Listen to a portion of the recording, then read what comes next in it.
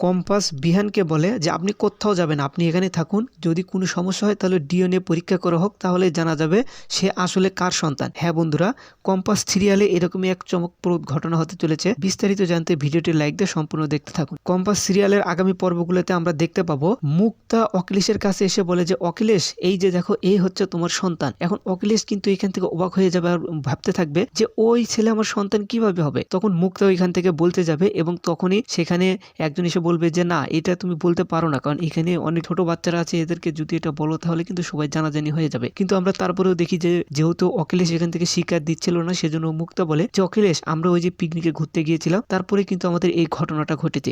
এইটা শোনার পর কিন্তু সেখান থেকে অখিলেশ চমকে যায়। মুক্তা ঋতুজার কাছে গিয়ে বলে যে দিদি দিদি দেখো না, আমাদের মাঝে কিন্তু এরকম হয়েছিল, আর তুমি তো জানো আমি কিছুদিন আগে যখন বিদেশে পড়তে গিয়েছিলাম তখন কিন্তু এইটা 2 মাস চলতেছিল, অর্থাৎ আমি যখন বাচ্চা কনসেপ্ট করেছিলাম তখন কিন্তু তোমাদেরকে বলি নাই, আমি পড়াশোনার নাম করে বিদেশে চলে গিয়েছিলাম। এইটা শোনার পর কিন্তু ঋতুজা অবাক হয়ে যায় যে আসলেই ঘটনা তো সত্য। এবং তারপর মুক্তা বলে যে আমি সেইখানে গিয়ে তাকে আমি জন্মগ্রহণ করাইছি এবং ওইখানে আমি তার সকল লালন পালন করেছি এবং এতদিন পর্যন্ত আমি তাকে কিন্তু বড় করেছি, কিন্তু এখন আর আমি তার খরচ বহন করতে পারতেছি না, আমি আর পারতেছি না, দেওয়ালে আমার পিঠ ঠেকে গেছে, আমি একা আর কত করব, ও এখন বড় হয়ে গিয়েছে, ওর খরচ বৃদ্ধি পেয়েছে, তাই আমি একা করতে পারতেছি না, এই জন্য আমি তোমাদের কাছে এসেছি, তোমরা ওকে মেনে নাও। এরপর যখন মুক্তা অখিলেশের কাছে যায়, অখিলেশ কিন্তু অবাক হয়ে থাকে এবং মুক্তা তারপর সেনাপতিকে গিয়ে বলে যাও, তো আমি তোমাকে বলেছিলাম না তোমার বাবা অখিলেশ, যাও তোমার বাবাকে প্রণাম করো।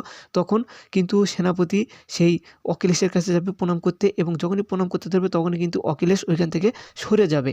আর তখনই সেনাপতি রাগ ক্ষোভ করে সেখান থেকে বের হয়ে চলে আসবে।